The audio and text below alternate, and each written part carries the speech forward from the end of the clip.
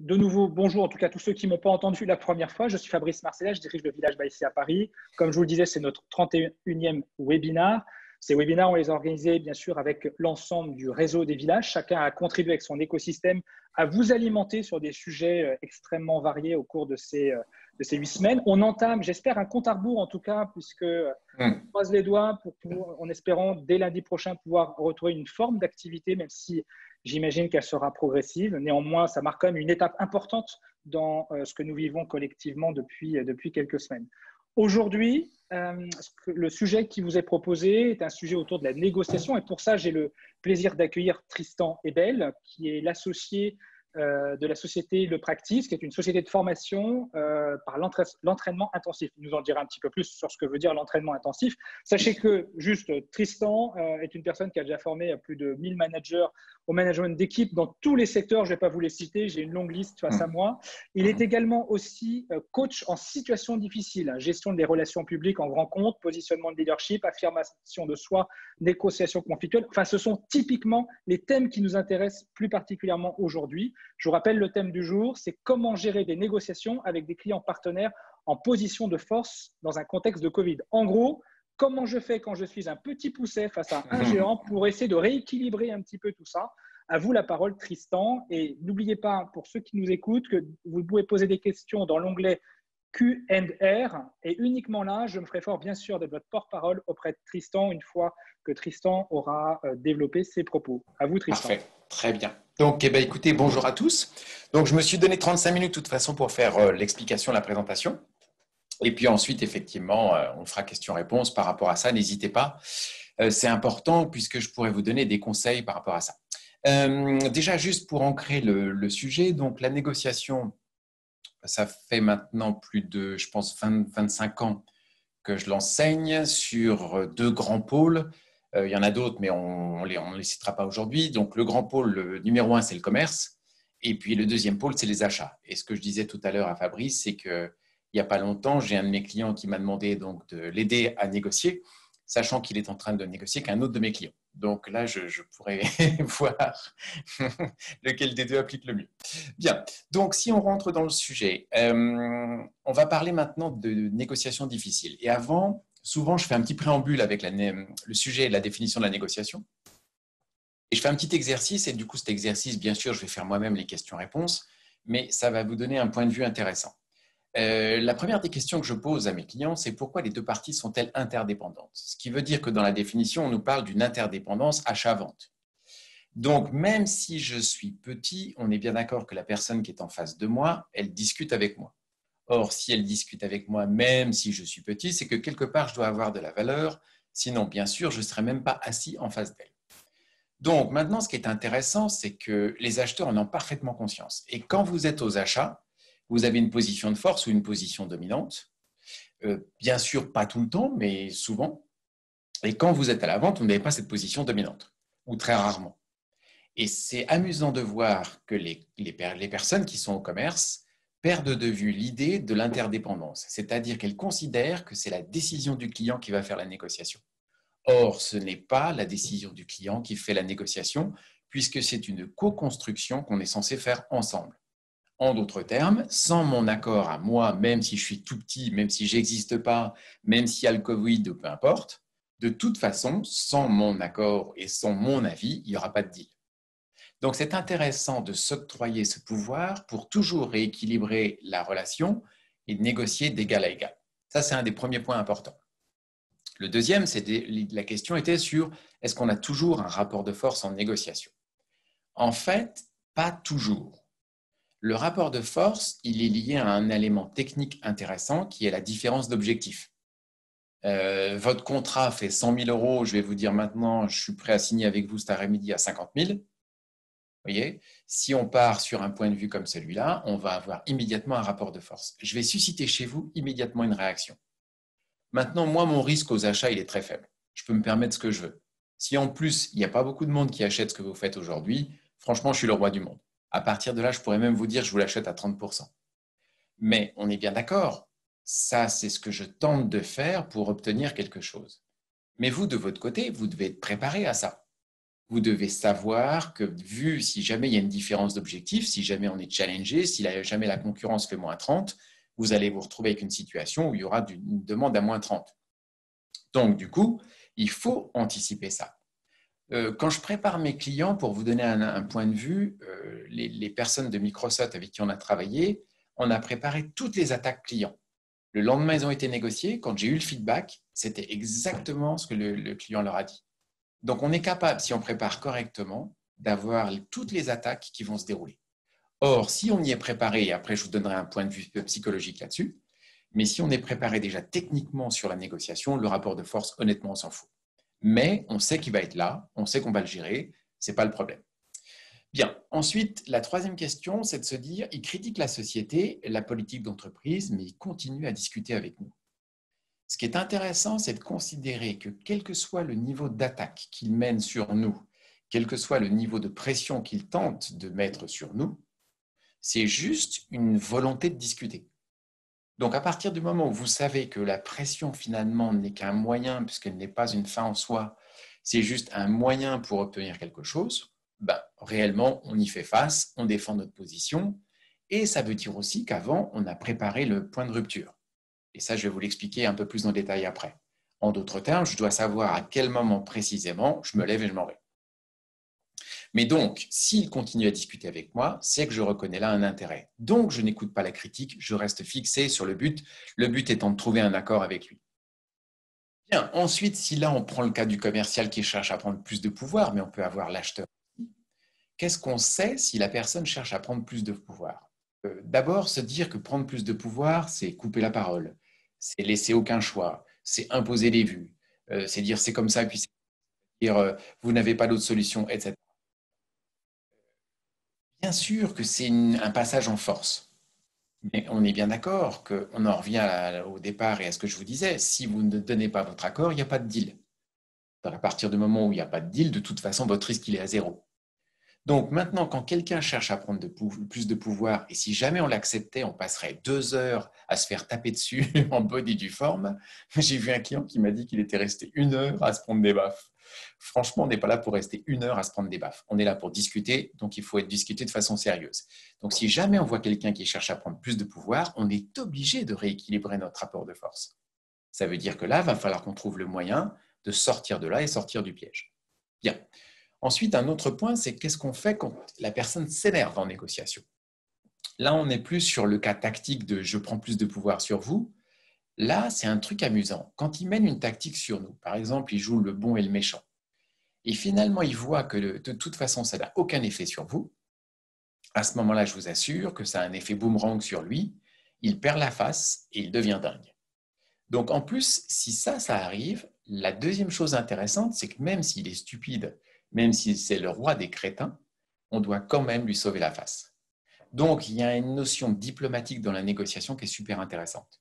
Ce n'est pas juste tenir ma position, ce n'est pas juste rééquilibrer le rapport de force, c'est aussi m'assurer que la notion de gagnant-gagnant soit respectée.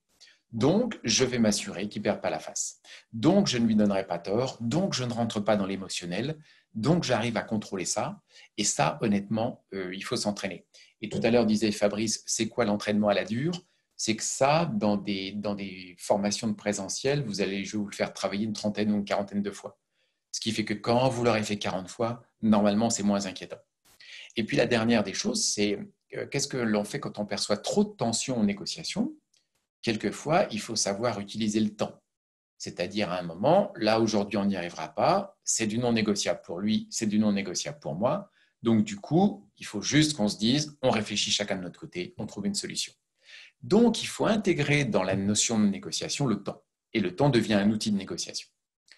Bien, ceci étant dit, 2 autres points que je voulais rajouter. Bien sûr, là vous voyez ce qu'on appelle la zone d'accord possible. La zone d'accord possible, sur le slide, elle est matérialisée en orange. Elle se situe entre 28 000 et 40 000. Bien d'accord, quand je vais venir voir la personne et là où il y a marqué 60 000, la réponse que j'aurai en face, c'est je vous remercie pour ce prix, mais moi je vous l'achète à 0. Mais ce qui est intéressant, c'est de ne jamais intégrer le chiffre 0, c'est-à-dire que moi, en tant que commercial, le chiffre 0, je ne l'entends pas. Moi, la zone d'accord possible, elle se situe entre 28 et 40. Mais on est d'accord aussi que l'acheteur, de son côté, le 60, il ne l'entend pas. Pour lui, le 60, il se situe entre 28 et 40. Donc, la question qu'on devrait se poser, c'est pourquoi il descend toujours? Pourquoi il est plus bas? Bah, c'est la même chose pour nous. Pourquoi on vend plus haut? On vend plus haut parce qu'on est censé préparer ce qu'on appelle une marge de négociation. Et cette marge de négociation sert à discuter. Et souvent, j'ai des gens qui sont très process, qui me disent, des gens très techniques, des ingés, qui me disent, mais ça ne sert à rien parce que finalement, on pourrait directement attaquer la ZOPA, commencer à 28 ou commencer à 40 et pas attaquer à 60 et à 0. Oui, mais on supprimerait le jeu. Donc, le jeu de la négociation, c'est cette capacité que l'on a à discuter. Donc, même s'il met une forte pression, imaginons Covid ou peu importe la difficulté, même s'il dit je suis le seul à acheter aujourd'hui, le 0 qu'il m'annonce, ce n'est pas un chiffre que j'entends. Il est hors de question que je traite entre 0 et 28. Donc, il peut me dire je vous achète à 10, il peut me dire je vous achète à 20, il peut me dire je vous achète à 25. Ce ne sont pas des chiffres sur lesquels je suis prêt à discuter. Et on est bien d'accord que si je suis prêt à aller à 40 et que je descends à la fin à 28, c'est qu'en face de ces 40 pour aller à 28, il va falloir mettre une contrepartie. Je ne lui en ferai pas cadeau. La négociation, ce n'est pas une donation, c'est une action de discuter quelque chose pour défendre une valeur. Donc moi, je suis désolé, ma valeur, elle ne se situe pas à 0, elle ne se situe pas à 20, elle ne se situe pas à 25. Elle commence à 28, moyennant contrepartie, et la vraie valeur, elle serait à 40. Bien. Maintenant, ce qui est intéressant, en face de nous, d'ailleurs, c'est un point clé, c'est que Perrotin, qui est la personne qui forme tous les acheteurs, tous les DESS d'achat aujourd'hui, ils seront formés sur cet outil-là. Maintenant, prenons quelqu'un qui n'a pas fait de formation achat, je pense tout ce qui est DAF, DSI et autres, qui ne sont pas forcément des... Il n'empêche qu'ils peuvent avoir de toute façon préparé leur négociation. Même si le process n'est pas respecté, la philosophie, la logique, c'est la même. Donc déjà, ce qui est intéressant, c'est que notre acheteur en face, il va saucissonner, c'est-à-dire qu'il va prendre chaque élément de la discussion, il va les découper et il est prêt à les discuter. Il a donc préparé une stratégie ou ce que j'ai appelé un plan de négociation pour chacune des lignes qu'il discute. Donc, quel est l'intérêt de faire ça? L'intérêt, c'est de discuter ligne par ligne et d'obtenir à chaque fois le non négociable sur chacune des lignes. C'est comme s'il allait chercher sur la ZOPA que je vous ai montré tout à l'heure, le 28. C'est-à-dire sur chaque ligne, il va aller chercher le 28. Donc, bien sûr, il sait très bien que si jamais je propose 40 et je lui lâche 28, il sait très bien que je vais mettre en face des contreparties. Après, de temps en temps, ça ne lui coûte rien d'aller jusqu'au taquet, c'est-à-dire aller chercher le 28, même si avec le 28, il sait que je vais lui demander un paiement plus rapide, des acomptes, etc. etc. Un projet plus court, un projet réduit, peu importe les éléments que je vais discuter. Donc, ce qui veut dire que la clé pour se sentir fort quand on va négocier face à quelqu'un qui est très dur, c'est la préparation. Et vous n'imaginez pas le peu de temps que l'on passe à préparer. Et finalement, donc, les gens que j'ai vus, les vrais professionnels de la négociation, c'est des avocats d'affaires.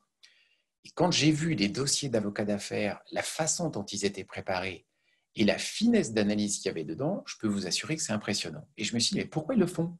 Et parce qu'eux considèrent que c'est de la valeur. Ils facturent les honoraires de prépa. Nous, on n'a jamais le temps. C'est vraiment la dernière chose à faire. On a fait une proposition commerciale, mais on n'a pas préparé la négociation. Mais la préparation de la négociation est bien plus importante que la proposition commerciale.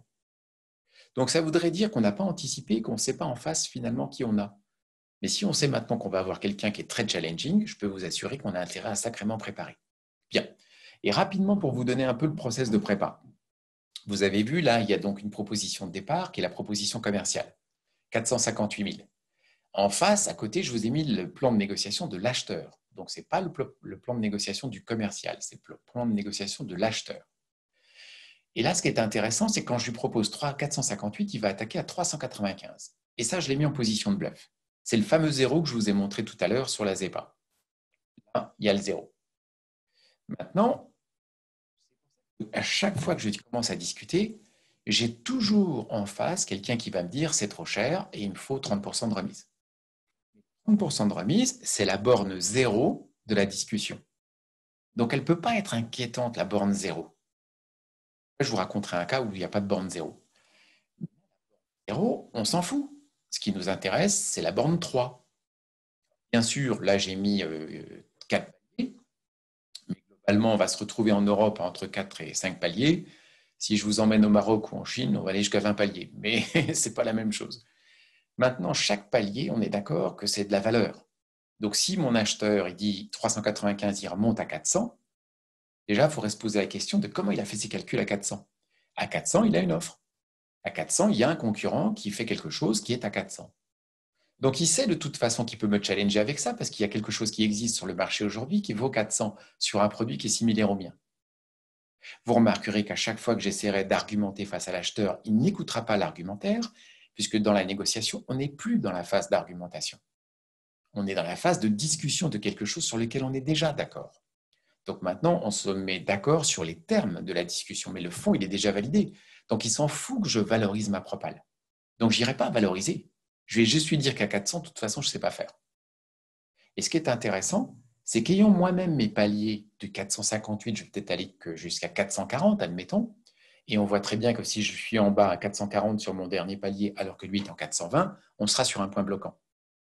Maintenant, si mon 458, je suis capable d'aller à 420, mais admettons que je fasse un geste à 456 000, je peux vous assurer que de 456 000 à 420, c'est-à-dire les 36 000 euros que je lui fais donc en remise, je vais prendre des contreparties. Ça veut dire un contrat de 2 ans, ça veut dire un autre projet, ça veut dire d'autres choses.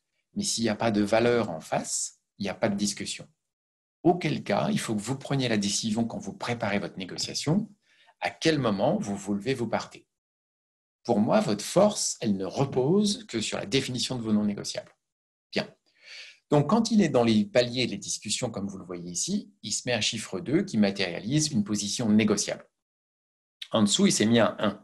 Le 1 matérialise une position non négociable. Donc là, il va rester ferme. S'il me dit « je veux 4 mois » alors que je lui propose un délai de 6 mois sur un livrable, c'est qu'il a un véritable impératif. Un non négociable n'est pas défini pour emmerder l'autre. Ce n'est pas une position de challenge comme on le voit sur un 2. Le 2, c'est une position de discussion. Donc là, vous verrez qu'il est toujours en train d'argumenter, etc. Il met la pression, etc. Mais sur un 1, il n'a pas d'autre moyen. Donc là, vous verrez tout de suite un élément de rupture.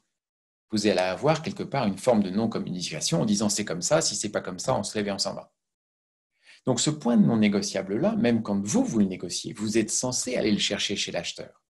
Et vous savez ce que je constate souvent au commerce, c'est que finalement, vous acceptez, quand il vous dit 395, vous êtes en train de raisonner sur la ligne qui est au-dessus, vous êtes en train d'écouter et de raisonner le 395, mais pas sur un négociable.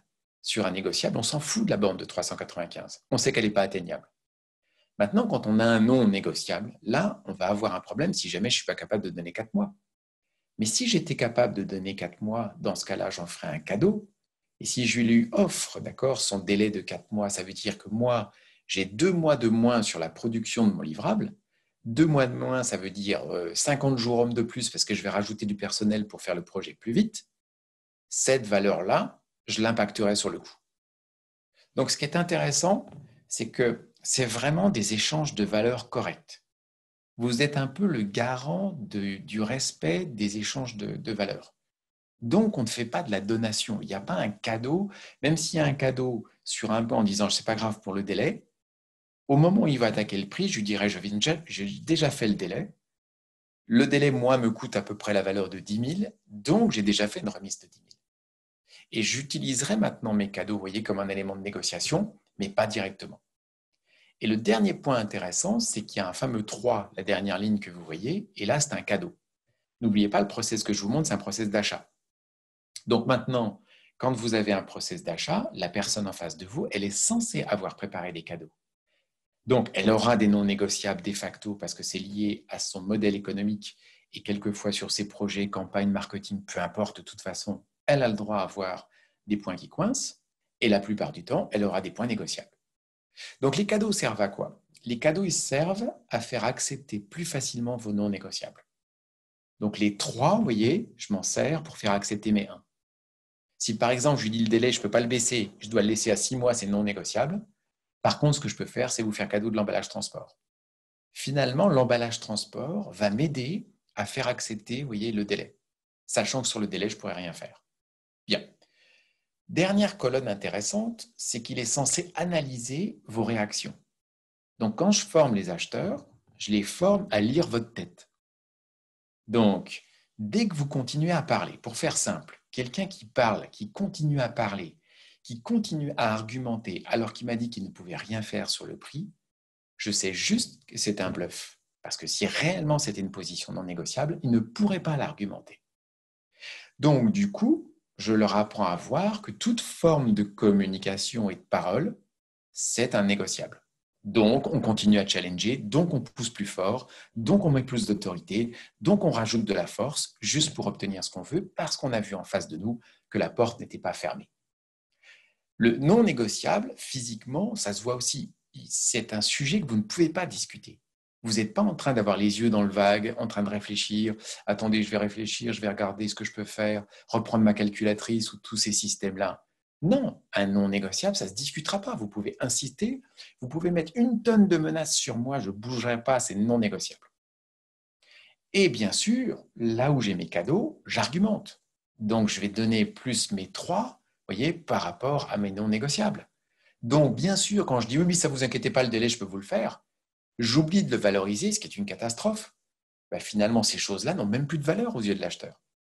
Donc, chaque effort que vous faites, chaque cadeau que vous avez pu faire, même si vous ne l'avez pas valorisé, en négociation, il faut le revaloriser, il faut revenir dessus, même si ça l'énerve, ce n'est pas le problème. Le problème étant de lui dire qu'on a déjà fait des gestes. On ne part pas from scratch. On est vraiment en train déjà d'avoir fait un paquet de gestes sur lesquels, de toute façon, la remise, elle est déjà beaucoup plus que ce qu'il demande. Bien, donc ayant préparé ça, et maintenant, vous entraînant à regarder ce qu'il fait, à le challenger, c'est-à-dire que vous devez prendre le point de vue maintenant d'aller le pousser un peu dans ses retranchements, sinon, globalement, vous ne le ferez jamais bouger. À partir de là, vous commencerez à pouvoir négocier différemment. Donc ça, pour moi, le tableau a plus de valeur que le face-face. Dernier petit point.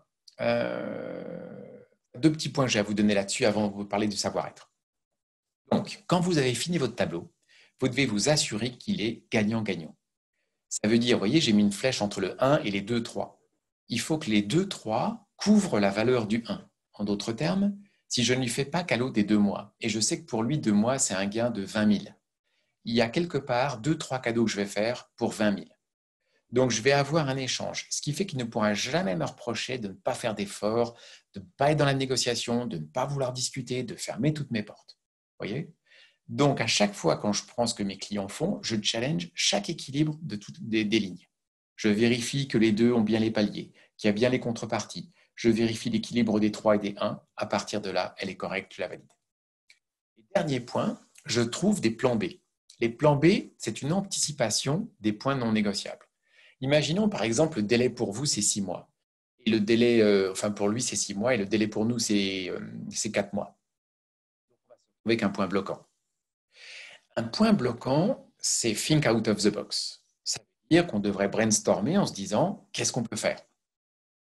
Quand on est par exemple chez Apple, vous voyez, quand on négocie pour SFR, du coup, on va mettre du Samsung à la place de l'iPhone.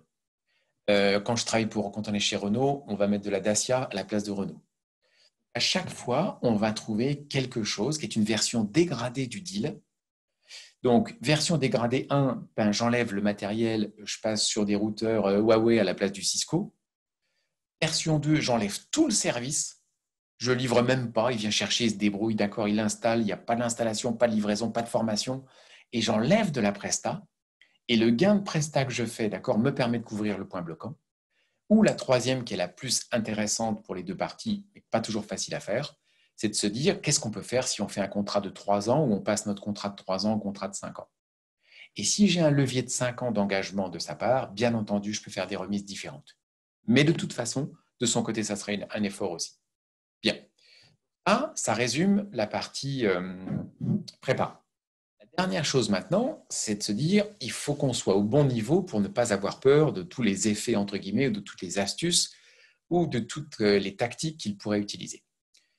Von Clausewitz dit « La guerre ne sert qu'à mettre l'ennemi dans un état d'esprit de négociation ».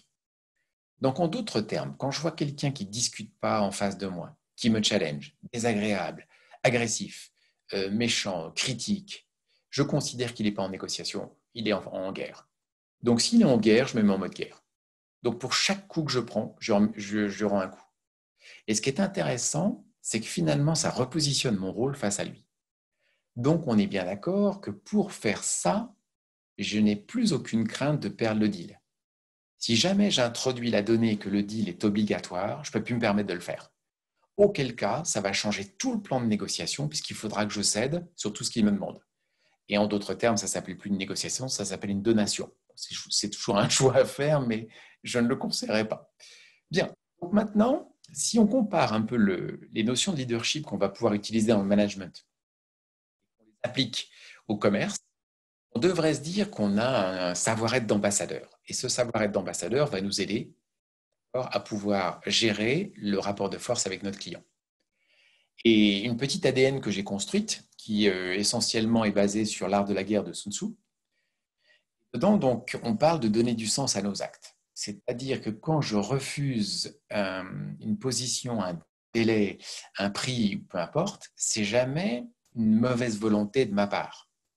C'est un choix politique, un choix technique, un choix qualité. Donc, quand le gars ou la personne me dit de toute façon, c'est n'importe quoi, vous ne faites pas d'effort, je vais toujours répondre par je ne fais pas d'effort parce qu'il y a une vraie valeur. Et c'est très facile à inverser parce que lui-même, je me souviens d'un client qui un jour m'a demandé de faire le prix divisé par deux, un PDG, 7000 personnes, donc il me dit votre prix, vous le divisez par deux. Je dis très bien, je vous le fais, je divise mon prix par deux. Je dis vous savez ce que je viens de m'acheter? Il m'a dit non, je viens de m'acheter le droit de former tous vos commerciaux avec un plaisir que vous ne pouvez même pas imaginer à péter vos prix par deux. Je vais péter tous vos prix par deux. Et là, vous auriez dû voir sa tête. Donc, j'adore attaquer le non-sens par le non-sens. En d'autres termes, si j'ai une attaque qui n'est pas fondée, qui est complètement stupide, je vais l'inverser. Mais la mienne a du sens, c'est la sienne qui n'a pas de sens. Donc, à chaque fois, vous devez savoir pourquoi vous faites ce prix, pourquoi vous faites ce délai. Vous voyez, ce n'est pas des mauvais choix, ce n'est pas des erreurs que vous commettez. Ensuite, bien sûr, confiance en soi. La confiance en soi, vous ne l'aurez que quand vous aurez vraiment décidé de perdre le deal. Ce que je disais tout à l'heure à Fabrice en plaisantant, c'est que si vous êtes capable de perdre un deal de 100 millions, commencez à être bon en négociation. Donc, ça veut dire qu'il faut vraiment avoir dans le pipe un paquet de projets si vous ne voulez pas avoir un problème. Bien, après, j'avais mis les valeurs de SFR, mais c'est une coquille, c'est s'appuyer sur les valeurs qui sont les vôtres. Pourquoi? Parce que c'est ce qui va vous aider à donner du sens. Si on a, par exemple, dans votre startup, une valeur qui s'appelle qualité, et qu'on ne veut pas faire quelque chose qui ressemble à rien ou ce que la concurrence peut faire, moi, je trouve ça légitime que vous acceptiez de ne pas descendre le délai ou diminuer le délai. Donc, à ce moment-là, vous voyez, il va falloir qu'on l'argumente. L'autre point intéressant, c'est d'assumer. Ça veut dire quand il me dit vous êtes cher, la seule réponse que je lui dis, c'est oui, c'est un choix. Vous vous rendez compte que là, vous allez perdre un deal de 100 000? Oui. Ça vous gêne? Non. Vous voyez, j'assume chacune de mes communications. J'assume chacune de mes contre-attaques. J'assume complètement ma position. Vous savez que vous ne représentez que 2% de nos achats? Ouais, et so what? Tu ne serais pas en train de discuter avec moi si tu n'avais pas un intérêt. Donc arrête de m'embêter avec ça. Donc il y a un moment, vous voyez, cette capacité que vous avez quand vous assumez chacun des discours, chacun des chiffres que vous avez, chacun des éléments, je peux vous assurer que ça change la vie. Bien, ensuite, vous sentir légitime. Plus facile quand vous êtes patron de votre entreprise. Je peux me lever et dire je ne fais pas le deal. Plus difficile, ce qui veut dire qu'en interne, vous devez avoir le go de la hiérarchie pour vous lever et partir. Parce que la plupart du temps, les commerciaux me regardent en me disant on ne peut pas, on n'a pas le droit. Mais ce n'est pas une histoire d'avoir pas le droit. Si tu prépares correctement ta négociation et si tu es la personne pour négocier, c'est toi qui dois donc discuter avec ton manager pour avoir ce go. Et quand tu es face au client, tu te lèves et tu pars. Il appelle ta hiérarchie, ça ne change pas la donne. Hein. Bon, ensuite, bien sûr, tenir le cap à bon escient. Ben, on lâche, bien sûr, si on voit que le deal, c'est absolument impossible à faire, ben, c'est nous qui nous levons, qui partons, vous voyez, on n'est pas là pour faire n'importe quoi. Donc, à partir de là, je me bats si je vois qu'il y a vraiment quelque chose à faire qui est intéressant pour nous et qui reste gagnant-gagnant. N'oubliez pas que le gagnant, c'est souvent pour lui et pas pour vous. Donc, dans ce sens-là, il faut que vous protégiez votre gagnant personnel. Bien. Et ensuite, le 7e point, c'est d'utiliser la force pour contrer le refus, la résistance uniquement. Ça veut dire que si j'ai quelqu'un de très agréable, je n'ai pas besoin de lui rentrer dedans. Donc ça, je ne l'utilise vraiment qu'avec les gens agressifs, méchants, critiques, désagréables, qui se croient tout permis, qui considèrent qu'ils sont les seuls à discuter. Vous voyez ? C'est comme si j'ai un acheteur qui m'a dit un jour, vous m'amènerez votre bilan, votre compte de résultat, et je vous donnerai mon prix par rapport à votre marge. Donc, ça, pour moi, c'est inacceptable. Donc, la première des choses que je lui ai dit, c'est, vous avez racheté mon entreprise? Il m'a dit non. Parfait. Je dis, parce que c'est le seul qui décide là-bas, c'est moi. Vous voyez, donc il y a un moment, c'est de lui dire, il y a des limites. Donc, s'il y a des limites, tu ne dépasses pas les limites. Bien. Ensuite, bien sûr, du vrai dialogue, parce qu'il faut savoir s'adapter avec les couleurs. Je ne sais pas si vous le connaissez, mais vraiment où on a des personnes rouges un peu plus rentre dedans, jaune plus dans l'influence. Il faut se méfier des gens qui vont beaucoup à l'affect, qui peuvent être des fois plus redoutables que ceux qui sont dans l'agressivité, le challenge. Mais ça ne change rien par rapport à tout ce que je vous ai dit et ça ne change rien à la préparation qu'on a pu faire. Il n'empêche qu'on doit avoir une très bonne communication. Et la communication, elle est censée aussi instaurer un vrai respect. Ensuite, bien sûr, je peux tout à fait comprendre l'acheteur. Même quand je le challenge, je sais qu'il est en train aujourd'hui de faire son métier. Je ne critique pas qu'il m'attaque à 0 quand ma valeur elle est à 60 000. Juste considère qu'il fait son travail. Mais je l'aide en fixant des limites, voyez, à gouverner au sein de ce qui est gouvernable. Et puis, bien sûr, la dernière chose qui va vous aider aussi, c'est la notion d'exemplarité. Pourquoi? Parce que il vous demande une offre, vous lui dites demain en 12 heures, je vous la fais, en 12 heures, elle est faite. Il vous demande un effort, vous faites l'effort, vous voyez. À chaque fois, il ne pourra pas vous reprocher de ne pas avoir négocié. Voilà. En gros, donc là, je vous ai fait un petit résumé rapide de tout ce qu'il faut travailler et préparer pour être bon en négociation. François, je peux te repasser la main. Alors oui, j'ai mis un petit peu de temps à revenir parce que moi, c'est Fabrice, c'est pour ça que Fabrice, j'ai pas pardon, pensé qu'il excuse-moi. pensait à moi. Non, mais je t'en prie. Excuse-moi. Ça, c'est l'art de la négo, bravo en tout cas. Tristan, c'était très très intéressant. En tout cas, moi j'ai une phrase que j'ai retenue, hein, la négo, c'est pas une donation. Non, Et à minima, non. non, mais déjà c'est une très bonne accroche, je Ouais. trouve, et on comprend aisément ce que tu veux dire derrière Mm. ça.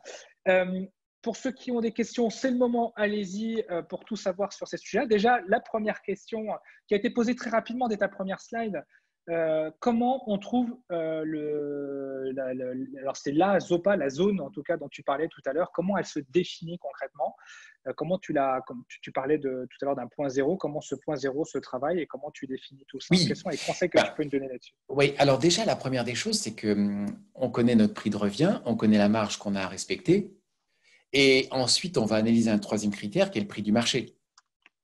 Tu vois, je peux me dire aujourd'hui, tiens, allez, je suis capable de faire une journée de formation à 1 800 euros. Je regarde le marché, je sais que le marché est à 2000, 2005. Tu vois, je pourrais monter à 2005, c'est pas gênant. Donc ça serait le tout en haut, si tu préfères. Je m'alignerais sur un marché. Mais il faut que je m'assure aussi que mon alignement marché, il couvre bien la marge dont j'ai besoin pour vivre et le prix de revient. Tu comprends? Parce que sinon, effectivement, on se retrouve avec une situation difficile. Ça, c'est mon côté. Maintenant, si tu regardes l'acheteur, c'est facile. Quand vous achetez, vous faites un bench. Vous voulez un copieur aujourd'hui, vous regardez, allez, vous prenez Cdiscount, Amazon, peu importe. Vous allez prendre les plus bas, vous prenez les moyens, d'accord? Et puis, on va prendre quelqu'un qui est plutôt haut de gamme. Et on va s'apercevoir que ça vaut à peu près dans les 6 000. Donc là, on sait que le 6 000, c'est le prix moyen marché. On va regarder que le plus bas, il est capable d'attaquer à 4 500 sur des critères similaires. Donc, mon point zéro de Zopa, je vais le mettre à 4 500. Comme ça, même si je suis attaqué par le commercial, je peux lui dire, vous plaisantez, regardez l'offre que j'ai, elle est à 4 500. Et je ne conseille jamais de bluffer ces chiffres-là. Je conseille d'aller chercher des vrais chiffres parce que ça vous donne une force qui est impressionnante.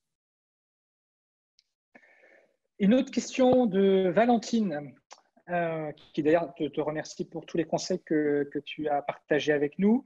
Mais quels conseils tu donnes lors d'un premier deal quand on est vraiment demanding? Alors, je ne sais pas si c'est clair dans la question et peut-être que si ça n'est pas, c'est bon pour toi. Tu ne dois pas considérer, Valentine, tu ne dois pas considérer que tu es demanding. Tu dois considérer que tu as quelqu'un en face qui t'a dit OK pour venir me voir. Tu vois, quand je vais voir la BNP, je ne sais pas, ils doivent avoir 150 millions de prestataires de formation. Je n'ai pas l'impression, tu vois, même quand j'y vais, je ne suis pas demanding, même si c'est vrai dans le fond que j'ai demandé le rendez-vous et que c'est moi qui ai plus besoin d'aller les chercher. Mais ce n'est pas quelque chose que tu dois faire transpirer. N'oublie pas, la personne, elle te dit OK, je veux discuter avec vous. Donc, il y a un intérêt.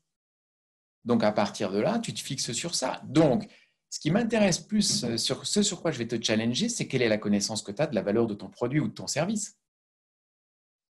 Parce que c'est ça qui est l'accroche. J'ai jamais le sentiment d'être demanding. Oui, c'est vous qui m'avez sollicité. Bah oui, mais vous avez accepté le rendez-vous. Quelle question idiote.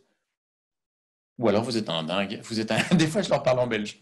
Je suis pas sûr, hein, mais il y a des Alors moments, tu attention, m'as dit. on est rediffusé en Belgique, Tristan. Oh, pardon, trop Non, tard. je plaisante. Non, non, j'ai quelques clients belges, je te promets, ça met une ambiance sympa. Alors Yves, pour la prochaine question, Hmm. Yves pose la question de savoir si l'on peut négocier quand on a des achats irréguliers. Oui, pourquoi pas. Euh, Au sens où, par exemple, c'est toi qui achètes, demande à Yves, est-ce que c'est toi qui achètes, Yves? Alors Yves, alors peut-être qu'on peut lui laisser la parole. Si Yves est d'accord, je cherche juste son nom dans notre liste. Tac, tac, tac. Yves, je te donne la parole. Bonjour. Bonjour Yves. Bonjour. Bonjour Oui, Yves. effectivement, c'est moi qui fais les achats. Oui. Comme j'ai une production très irrégulière, Hmm. en fait, quand je fais mes achats, c'est très, très irrégulier. Oui. Maintenant, quand tu achètes, tu vois, par rapport aux quantités que tu as, tu fais toujours ton benchmark. Oui, oui, oui. Bah, si tu as le benchmark, tu connais la valeur, tu vois, tu peux faire ta ZOPA à partir de ça. Si tu te rends compte que aujourd'hui, la personne vient te voir quand même, elle va quand même discuter avec toi. Même s'il te reproche de faire des achats irréguliers parce qu'il voudrait que tu fasses un contrat annuel et autres, il est quand même là en train de discuter avec toi, donc c'est pas gênant. J'irai même pas l'intégrer dedans. Par contre, on est d'accord que je ne m'attends pas à avoir le même prix que quelqu'un qui fait des achats réguliers. Ça me paraît évident. Quand tu raisonnes gagnant-gagnant, je ne veux pas lui demander quelque chose que je sais qui ne serait pas correct, toi, d'un point de vue business. Ok. Ça vaut le coup de Li- négocier à chaque fois. Ok, Ah merci. oui, bah oui, Non, et vas-y, bah Yves, oui, vas-y, Yves, si t'as pas fini, Non, pardon, non, et non, je bien non, t'ai sûr, mais interrompu. bien sûr, tu vois, au contraire. ok, merci. Lilian, qui, je Et pense, va Yves, juste un répondre. dernier truc, ouais, un dernier truc pour Yves. Et Yves, à chaque fois, tu lui dis avec humour, quand tu commences ta négociation, tu lui dis, vu les volumes que je vous donne. Et tu verras la tête de la personne dire, oh ben non, vous ne donnez pas de volume. Ouais, mais vous savez, c'est parce que je ne vous donne pas de volume. Vous voyez, il faut me séduire plus. C'est parce que vous ne faites pas des prix assez intéressants. Je ne peux pas vous acheter de volume. Non, il y a moyen de discuter là-dessus, je t'assure, Yves. On peut se marrer. Il y a Lilian qui nous pose la question suivante, qui aurait aimé finalement avoir peut-être ses conseils avant, parce que du coup, il se dit qu'il a peut-être perdu des deals sans avoir Hum, eu ses hum. conseils de négo avant. Et la Oui. question qu'il pose, c'est quels seraient les conseils pour reprendre justement une négo à Hum. partir d'un prix qui a déjà été travaillé et peut-être mal travaillé. Hum. Il faudrait que tu fasses une solution de repli là-dessus. Tu ne peux pas perdre la face. Imagine, je t'ai fait un prix à 3 000 euros. Tu me dis, Tristan, c'est beaucoup trop cher, vous êtes au-dessus du marché. Le lendemain, je t'appelle, je te dis, OK, je vous le fais à 1500. Ça n'a aucun sens, tu es mort. Tu as planté la première, elle est plantée. Donc, si maintenant je reviens le lendemain, je te dis, écoutez, à 1500 euros, je suis capable de faire, mais je vous mets un consultant junior parce que je ne peux pas vous mettre un senior que je vends 3000. Un junior qui ne peut pas faire ci et pas faire ça et pas faire ci et pas faire ça, ça explique la valeur de 1500. Donc, tu peux toujours, avec des solutions de repli, t'en sortir.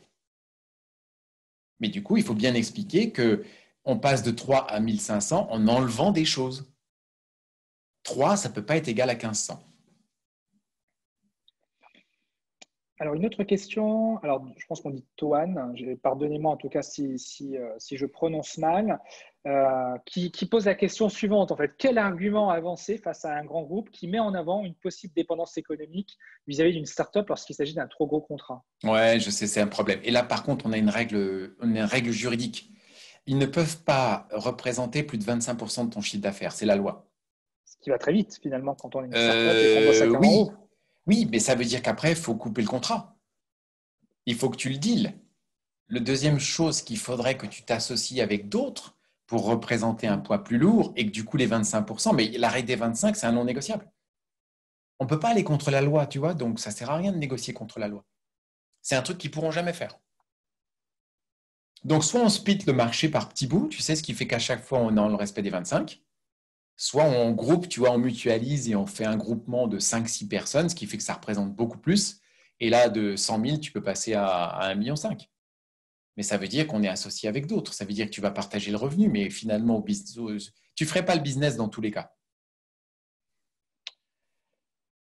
Sinon, Patricia fait une remarque. Alors, je ne sais pas à quel moment a été adressée cette remarque, puisqu'on parlait des différents critères dans le cadre de la négociation. Elle souhaitait ajouter un quatrième critère qui était l'enjeu en fait de la négo, c'est à la fois la valeur qu'apporte la solution à son client pour résoudre un problème. Ouais, mais l'acheteur ne rentre pas là-dedans. Non, en fait, ce qui est très marrant, pourquoi l'acheteur ne rentre pas dedans? Il a un directeur technique qui valide la solution. Donc, lui, il récupère le bébé au moment où la solution elle a été validée. Donc, il ne va plus rentrer dans les critères. Et c'est très intéressant d'avoir un acheteur qui est déconnecté du business. Parce qu'étant déconnecté du business, il est plus sensible aux arguments. On ne peut plus le faire par là.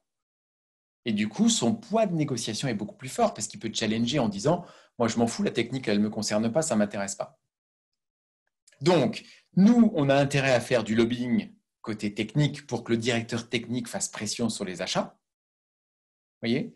Mais sinon, en direct là-dessus, ça ne sert à rien. Et au contraire, si l'acheteur le fait, c'est une erreur. Hein. S'il commence à rentrer là-dedans et qu'il est obligé de constater que la solution que vous avez, elle est bien meilleure que toutes les autres, son poids de négociation, il est proche de zéro. Il n'a plus qu'à y aller à l'affect après, en disant « Bon, allez, faites un effort, je vous aime, love, love. » Mais il ne reste plus beaucoup de solutions. La question d'Antoine autour des cadeaux, comment revaloriser un cadeau? C'est un geste commercial qu'on aurait fait passer pour acquis plus tôt dans la négo, en fait. Comment on le revalorise? J'ai un truc spécial ça c'est un truc sympa. Je vais le revoir et alors bien sûr, il faut que ça soit sur un nouveau deal, sinon il faudrait trouver une solution pour un ancien deal, mais je pourrais la trouver. Mais sur un nouveau deal, je lui dis, vous savez, nos conditions financières ont changé. C'est plus 60 jours maintenant, c'est 50% d'acompte et 50% à la fin. Et il va me dire, vous ne pouvez pas faire ça, vous ne vous rendez pas compte, ça fait des années que je travaille avec vous, blablabla. Donc là, je vais le faire mariner et râler pendant à peu près 15 minutes. Et à la fin, je vais lui dire, bon, vous savez combien ça… Alors normalement, je ne suis pas censé le faire. Bien sûr que exceptionnellement, je peux le faire pour vous.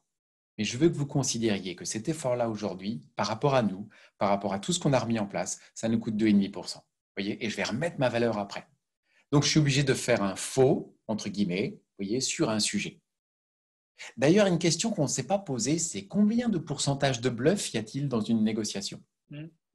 Quel est le degré de sincérité de la personne qui discute en face de moi? Surtout quand l'acheteur me dit, je vais être honnête avec vous, je pense qu'il ment plus que les autres. Donc, non, mais ça reste un jeu et donc il faut se marrer avec.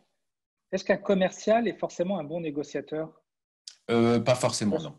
Non. En fait, il y a une donnée qui est incorrecte dans la vente, c'est que quand il passe en mode négociation, normalement, dans la vente, il pitch pour intéresser. Il fait une découverte pour connaître le besoin. Il argumente une solution pour lui montrer au client que ça correspond aux besoins du client. Mais en négo, il doit à la fois s'occuper du client et défendre les intérêts de son entreprise. Et souvent, il l'oublie. Donc, ils viennent négocier en interne. Oui, mon client n'est pas d'accord, il veut 20% de remise, il faut faire quelque chose. Ben non. C'est à toi de défendre le fait qu'on ne fera pas 20% de remise sur la valeur de ce qu'on donne. Et souvent, ça, c'est oublié. Donc, du coup, je leur explique, je dis, vous ne pouvez plus vous comporter comme ça. Maintenant, vous devez défendre à la fois les intérêts clients et les intérêts de l'entreprise. On travaille à deux pôles. C'est un travail à deux pôles, la négo. Une autre question de Toine, est-ce que tu as quelques tactiques pour renouveler un contrat existant? On repart de scratch, on reprépare, on reprend tout. Tu vois, tu reprends, facile Toine, tu reprends toutes les lignes que tu veux discuter, tu mets tous tes nouveaux prix, tu mets toutes tes nouvelles grilles de remise, tu as 100% le droit de t'accorder une modification de ta stratégie commerciale. Tu fais ce que tu veux, à condition que tu te sentes bien avec la valeur de ce que tu vends. Donc, si tu sais que ta stratégie elle est correcte par rapport à des mouvements de marché, par rapport au Covid, tu vois, par rapport à des situations, tu ne te sentiras jamais mal. Donc, je peux reprendre toutes tes lignes, refaire le tableau sur toutes tes lignes avec ta nouvelle politique, refaire effectivement tous tes paliers, toutes les contreparties, tous les cadeaux et tous les non négociables. Aucun problème pour faire ça. Alors, un spectateur anonyme. Alors, comment défendre ces honoraires d'intermédiaire, notamment lorsqu'on est dans le cadre de la prestation de service, quand on est pris entre un acheteur et un vendeur? Alors, il nous dit qu'il entend souvent son patron que nous ne servons pas de variable d'ajustement. En gros, c'est pas… Oui, sauf qu'il faut qu'on soit quelque part ancré sur un des deux. Qui paie les honos? Qui paye les zonos de l'intermédiaire? Où est-ce que je suis bordé? Il est où mon contrat? Avec qui j'ai contracté?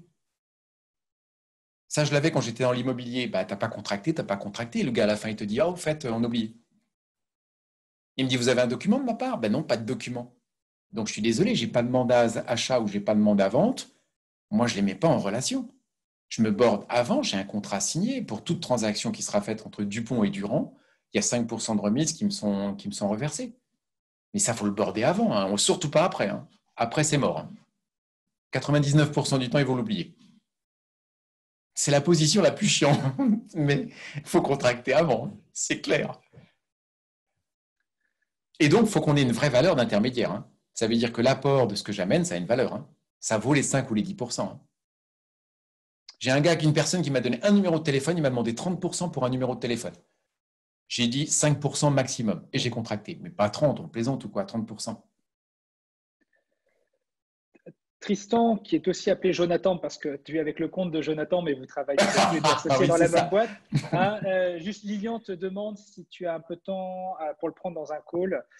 Non, t'inquiète pas, Lilian, on t'a induit en erreur de toute façon.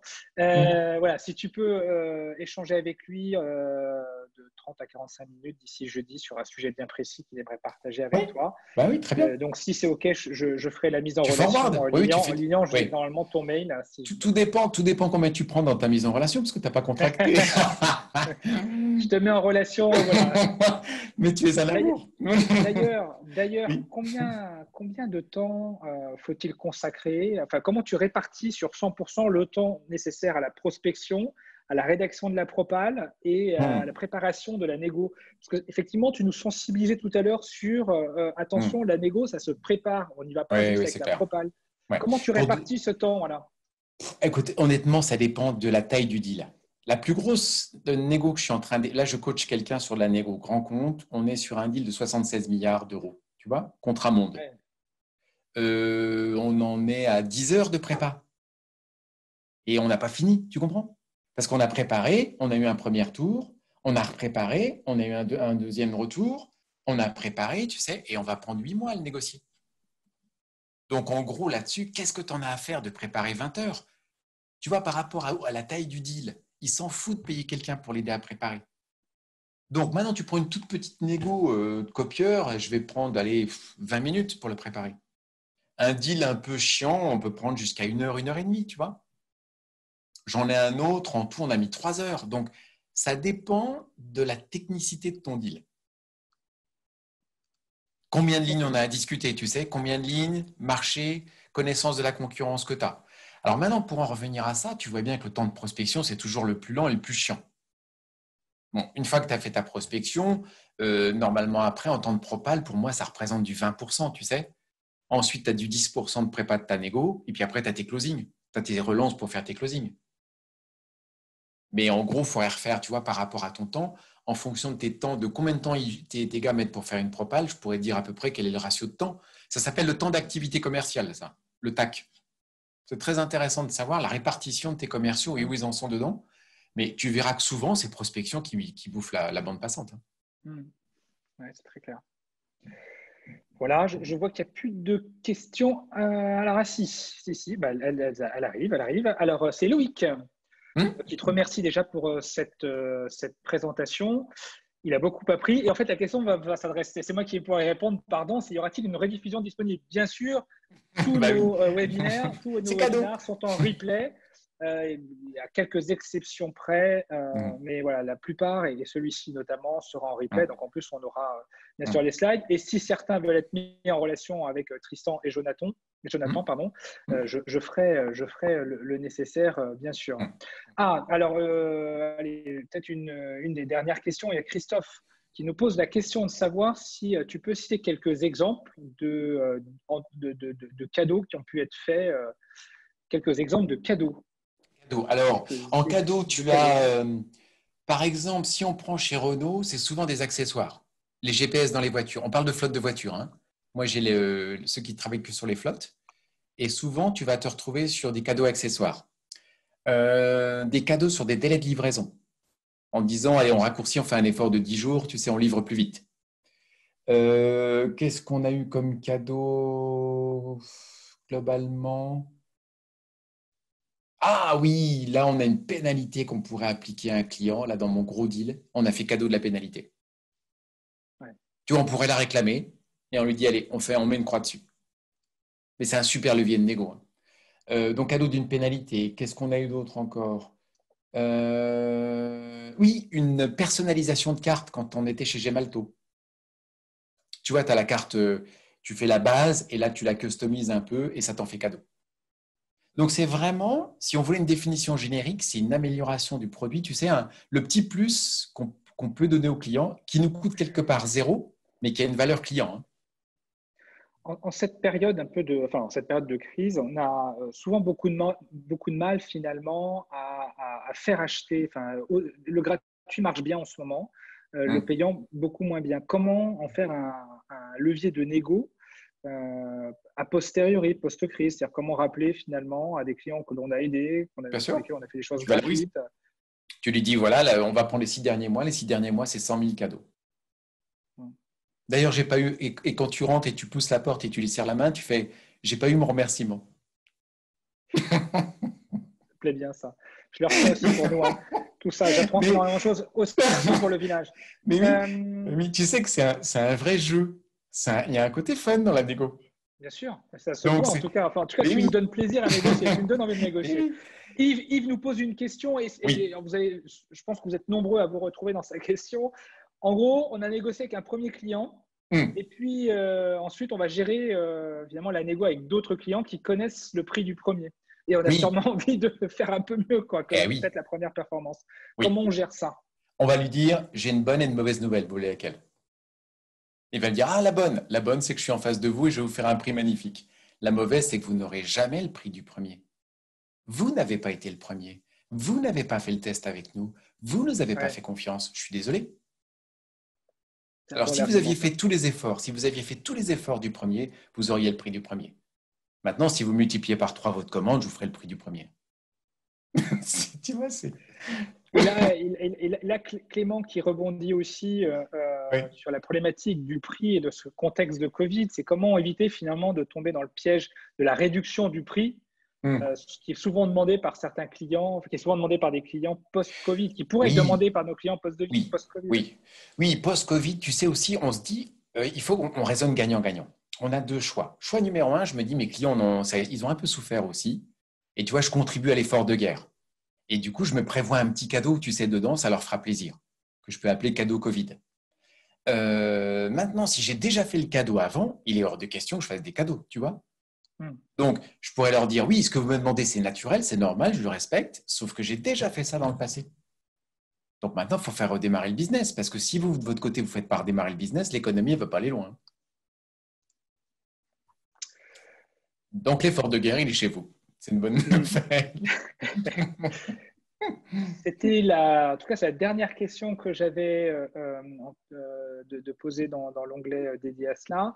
Je veux Mhm. te remercier à nouveau Je t'en prie. de tous ces conseils extrêmement opérationnels. Enfin, moi, j'en vois tout de suite les mises en pratique. J'espère que les uns les autres aussi ont pu se projeter, mais en tout cas, ça semble être le cas au regard des questions qui Mhm. ont été posées et des remerciements. Mhm. Euh, Sachez aussi donc une chose, c'est que tout ça est disponible dès ce soir sur la chaîne YouTube du Mhm. village. Et de toute façon, on renvoie les liens vers tout le monde en fin de semaine pour que vous Mhm. puissiez y accéder. Je vous partage dans l'onglet de conversation les webinaires à venir. Normalement, vous avez tous et toutes dû recevoir déjà une newsletter à ce propos. Et puis, je vous mettrai bien sûr en relation avec Tristan et Jonathan si vous en avez besoin. N'hésitez pas à m'en faire part. Écrivez-nous très simplement et je ferai la mise en relation. Et puis, peut-être que je peux aussi diffuser tout de suite ton adresse mail. Oui, très bien. Si Tu tu en fais. es d'accord, Ouais. attends, je le fais tout de suite. Chez Hop. nous, pas de problème. Alors, Tristan, toc, je t'ai écrit ce matin, donc je vais pouvoir la retrouver. Voilà, Tristan. Donc, je vous laisse le temps de la récupérer avant de couper, puisqu'après, on n'aura pas les… Hop, voilà, Tristan est belle. Et voici son adresse mail, normalement, qui a dû s'afficher dans l'onglet Converser. Voilà, un grand merci. Passe Merci à toi. très bon après-midi. Merci à vous. Ouais. Et puis on se recroise au village bientôt, j'espère. Ouais, oui, ce serait bien. Au revoir et bon Au courage à revoir. tous et à toutes pour la préparation de la rentrée. En tout cas, la préparation, tout ce qu'on espère, dès le 11, pouvoir redémarrer une forme d'activité en dehors Oui, c'est vrai. de nos domiciles respectifs. Mm. Au revoir, Bon, à au bientôt revoir, bon courage. et à À demain. bientôt. Salut, salut. Ciao.